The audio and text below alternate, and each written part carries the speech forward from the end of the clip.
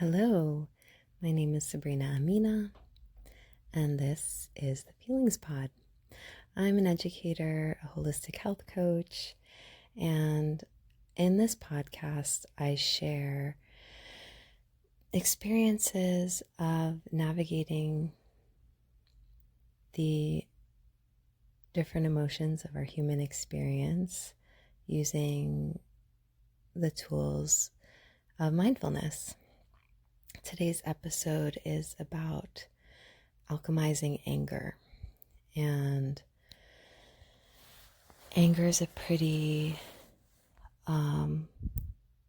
can be a pretty volatile emotion.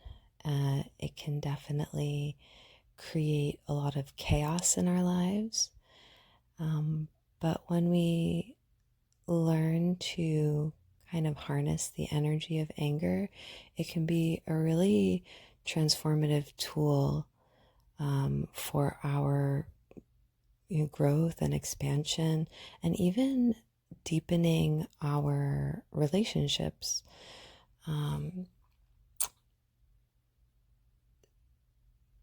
want to reflect on an experience this week that stands out in my mind because it made me so angry.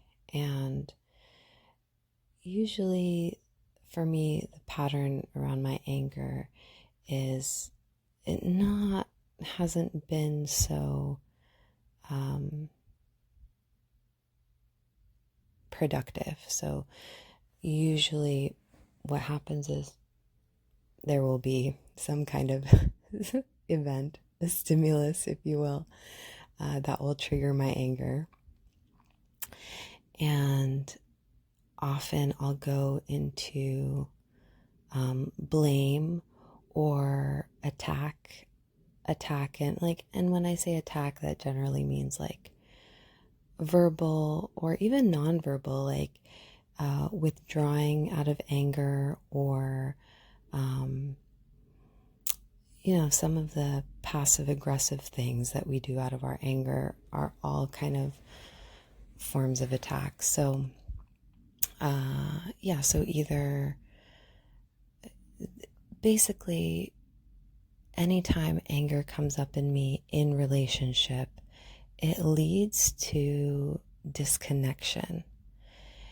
And what I'm discovering about anger, this is an ongoing process, probably the most challenging emotion that I try to work with. But what I'm learning is that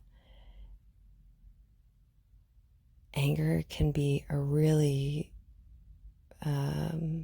wise teacher for us if we learn how to turn towards it. So there's someone who's very close to me who I have a very challenging relationship with. This person. We love each other deeply and dearly, and but for whatever reason we trigger each other. It doesn't feel like a safe connection because often there's misunderstanding and judgment and all of the things that lead to an anger response. So in our typical fashion pattern, we were in conversation, and I asked a question that was upsetting for this person. And in response, they were making requests of me.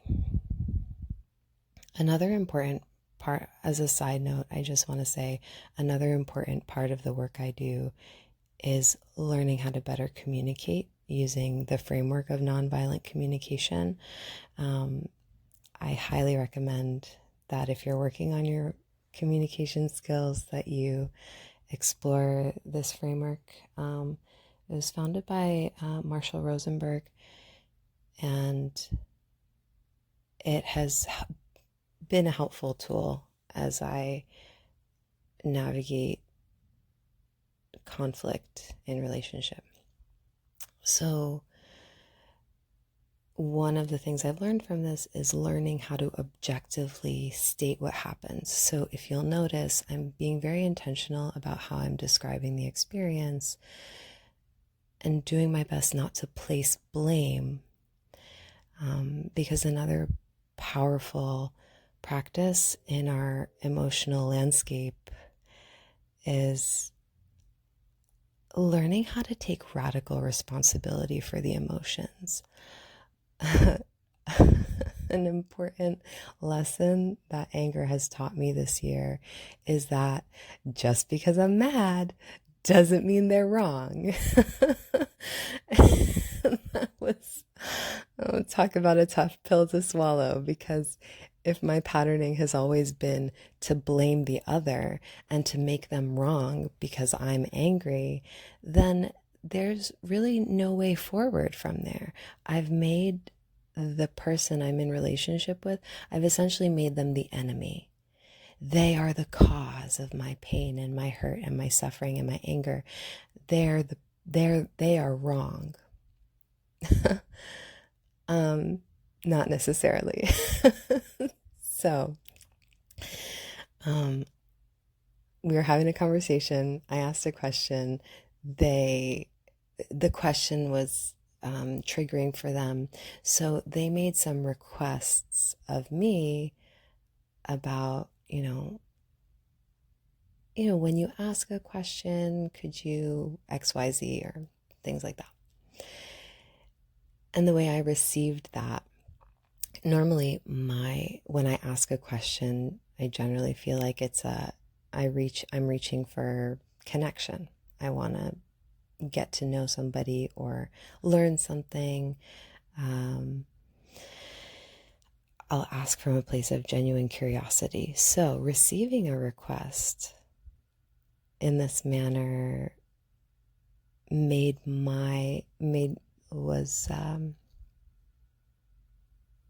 well, forgive me as I kind of stumble through this story, because I guess part of me is still processing it. But basically, when they made this request, it was hard for me to receive. It felt like criticism.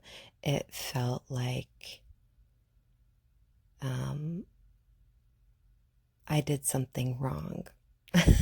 And I was being my perception, my experience was, oh, this person is correcting me and making me wrong, when all I wanted to do was connect and talk and have a conversation.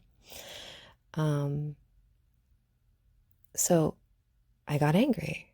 I got defensive. My defenses went up. And once that happens, once my defenses go up, there's really,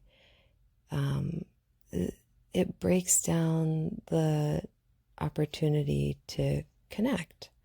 Once the walls go up, once the defenses go up, it's hard to hear what your supposed adversary is saying, because once you've made them the enemy, you're automatically put on your guard. And this, like I said, this is an ongoing pattern with me and this person. Like, we've been trying for years to work through this. So I got upset, and she got upset, and it just got messy again. And this pattern has just become exhausting. And I realized that, this is a person that I deeply care about and I want in my life. And if that's going to happen,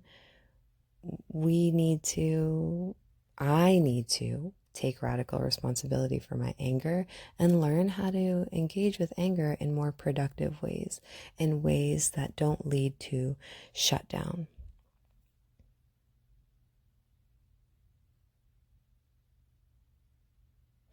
Usually, recovery time from these kinds of disagreements is in the past has taken months and months, weeks. Yeah, it's very long, drawn out. We come to this stalemate where no one's talking to the other person because each person is convinced that the other person is wrong. And when we live in the world of binary, black, white, wrong, right, wrong, there's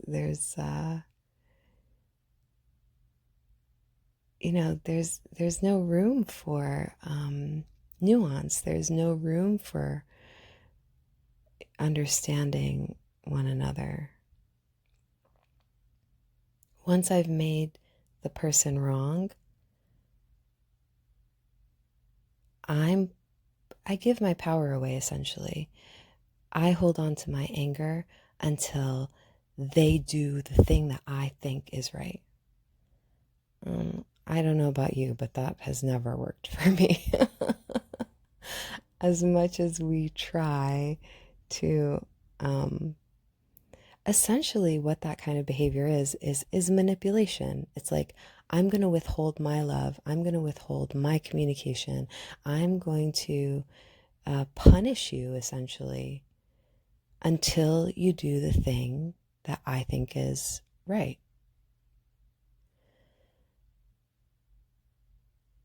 And when two people are in this dynamic of believing I'm right and you're wrong, there's nowhere to go from there. So, after things got heated, both of us needed to take a step back. We went into our typical, this isn't a safe relationship and I can't talk to you and don't talk to me. And it's just, you know what that looks like. You've been there.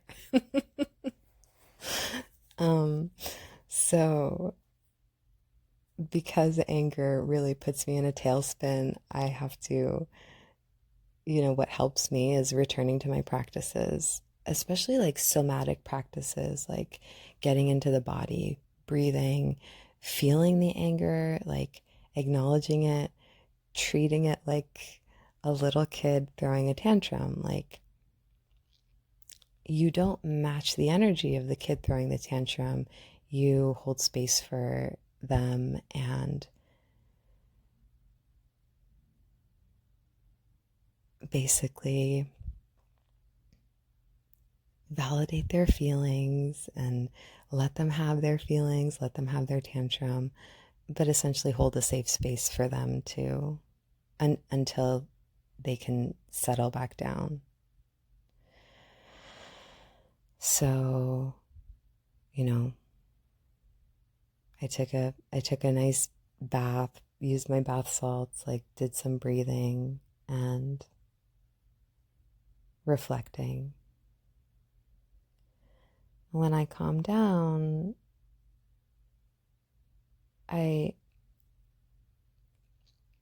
tried my hardest to put myself in their shoes. An important part of nonviolent communication is listening, and listening for understanding. And so when I reflected on the conversation, I said, okay, this person is trying to express something, trying to communicate something. Let's see if I can get to the meaning behind their words.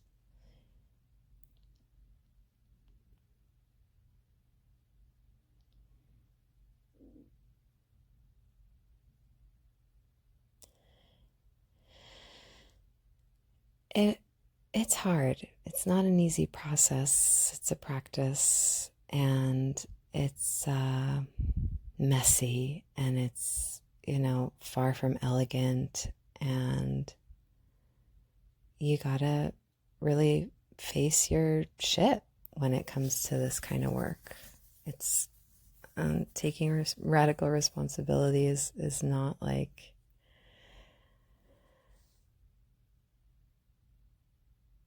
it's not our default. So learning how to do it in a mindful, intentional way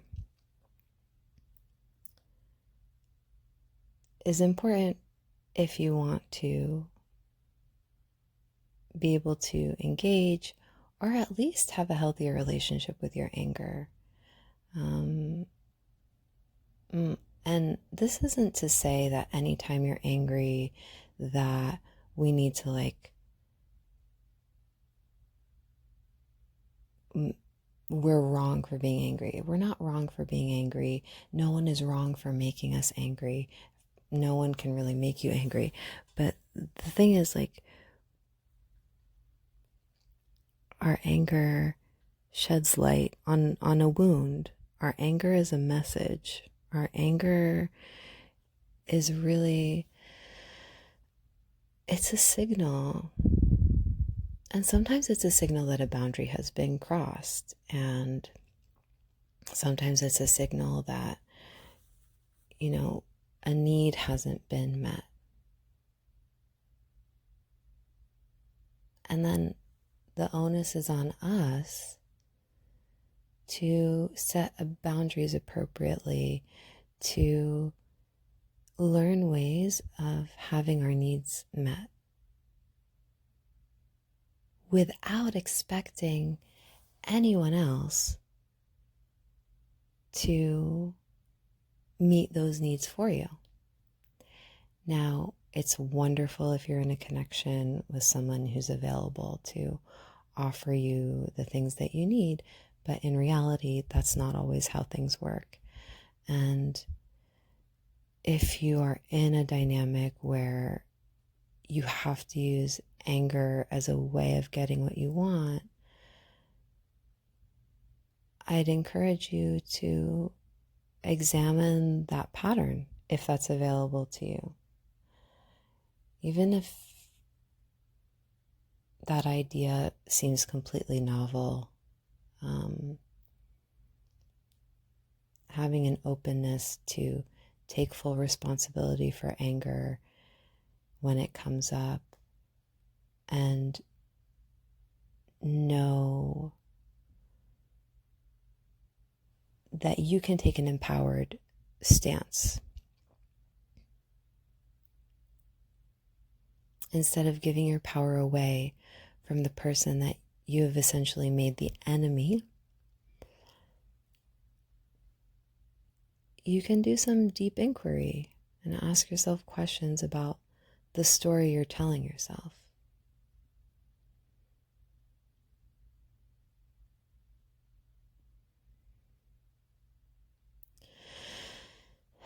So turning towards this person, we were able to have a much quicker recovery time. We were able to hear each other. It felt like progress. And although it's still very much a relationship that feels wobbly, ultimately the pain and the sadness that both of us are experiencing in this dynamic is a longing for love. We love each other, but we haven't quite figured out how to best love each other. And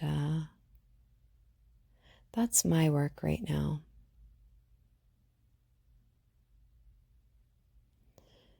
And when you start to notice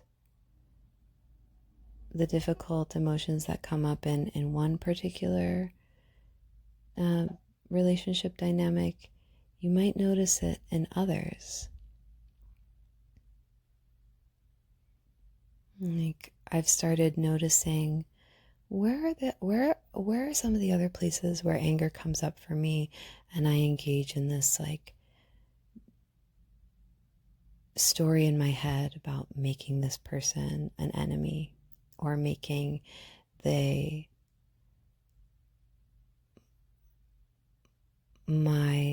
I make assumptions about this person or this event or this situation is the cause of my anger.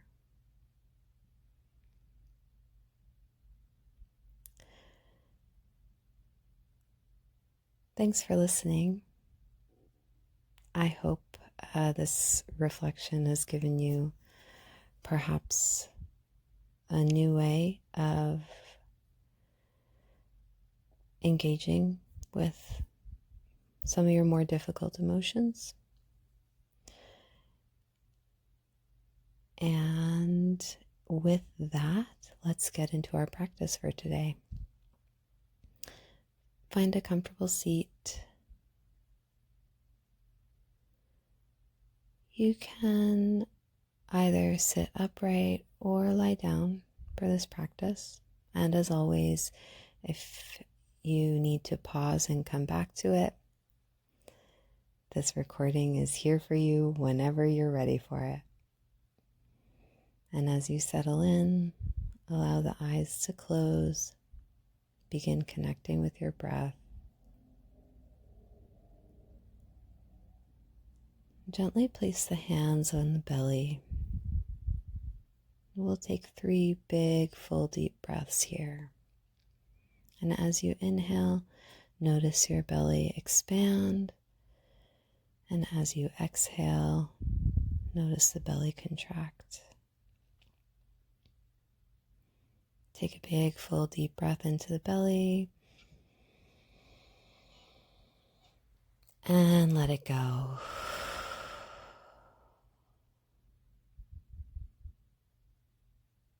One more time, take a big, deep breath in through the nose, expanding the lungs, filling the belly.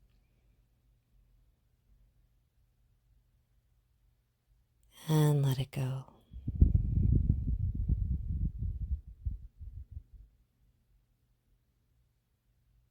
And one more time, take a deep breath in, filling the belly.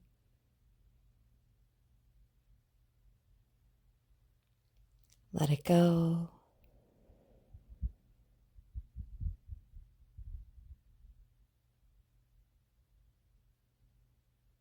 And remembering that our breath is a faithful companion on our journey through the human experience.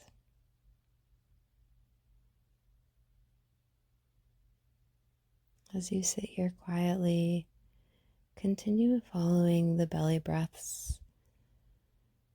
Big, deep inhale into the belly and a full exhale out the mouth.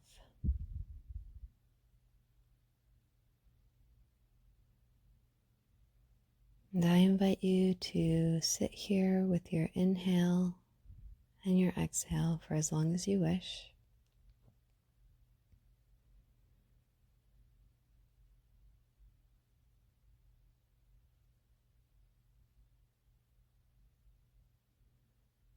And when you're ready,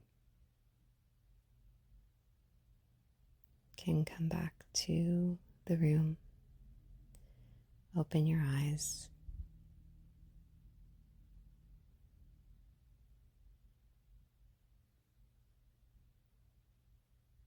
And I wish you an easeful day.